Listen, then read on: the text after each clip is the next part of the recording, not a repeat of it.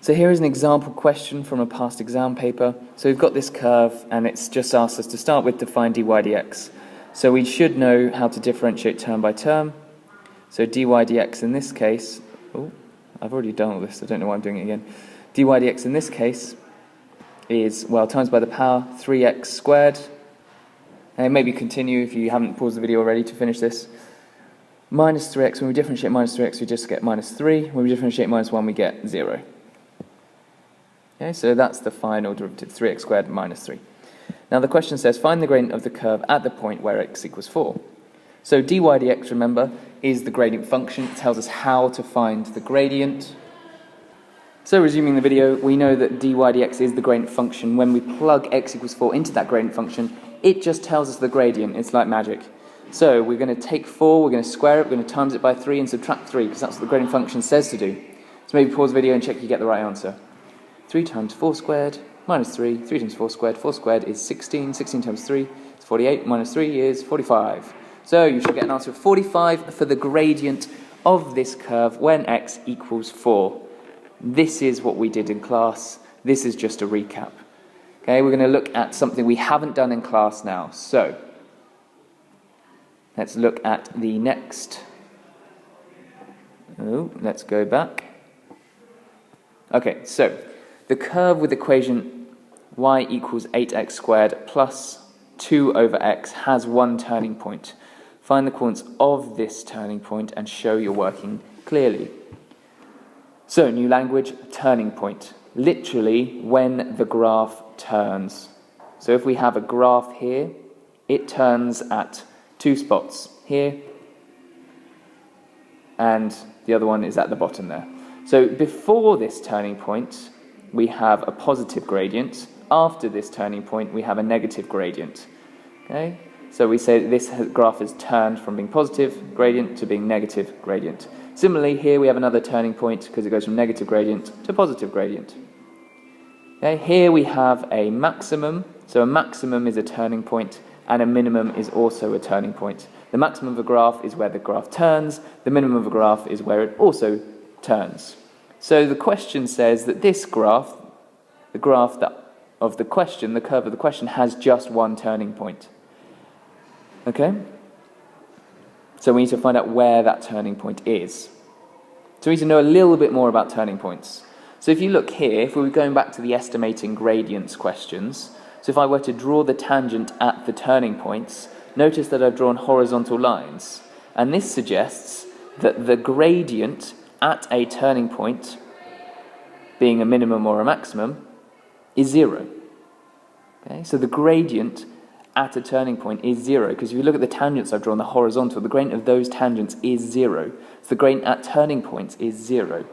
So in other words, this means that the gradient function will have an output of 0, because the gradient function tells us what the gradient is. So at the turning points, the gradient function will be 0.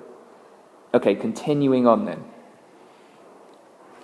So, firstly, we're going to need to find out what dy dx is. So maybe you can pause the video now and work out what dy dx is, because it's no more difficult than any of the previous problems. Okay, so if we have y equals 8x squared plus 2 over x, we need to write the fractional form into index form. So 8x squared plus 2 times by x to the minus 1.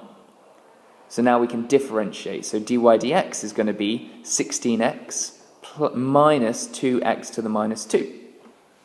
Okay, so this is dy dx. This is the gradient function. So we have this gradient function, and we need to find out when dy dx is 0.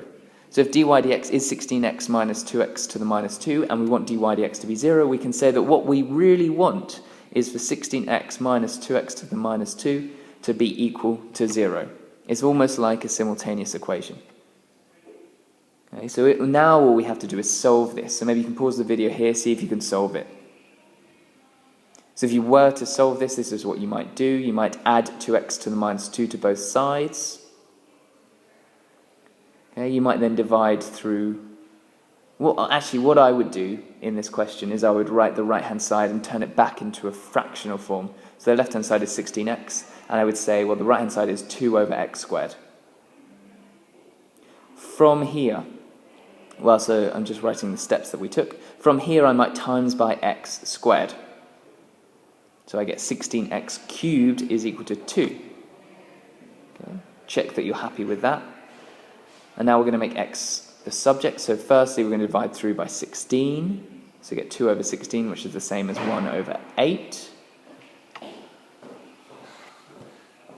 So now all we have to do to find the final answer is we have to cube root both sides. So x is equal to the cube root of an eighth. The cube root of an eighth is a half.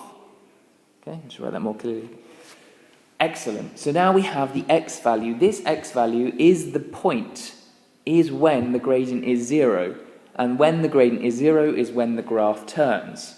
So now we have the x value when the graph turns, when that curve turns. Okay? So we don't have the coordinate yet, because for a coordinate we also need a y value. So we need to find out what y is. Okay? Now we have the equation of the curve. We have y equals 8x squared plus 2 over x. We know what x is. We know x is a half. So to find y, we just have to put a half into this equation. That will tell us what y is. So y is then equal to 8 times a half squared plus 2 divided by a half. Now what you would probably do is do this in your calculator. But if you wanted to do it by hand, you would say, well, half squared is a quarter, so it's 8 times a quarter. 2 divided by half, how many halves are there in 2? So this is 2 divided by half is 4. So 8 times a quarter is 2. 2 plus 4 is 6. So the y value of the coordinate where the graph turns is 6. So the coordinate when the graph turns is a half 6. If you were to plot this graph, you would draw a curve, and at the point a half 6, the graph would turn. It would be either a minimum or a maximum. Okay? So that's Turning Points Explains. We're going to do some practice of this on Thursday, so I hope you've watched the video before the lesson. Thank you for watching.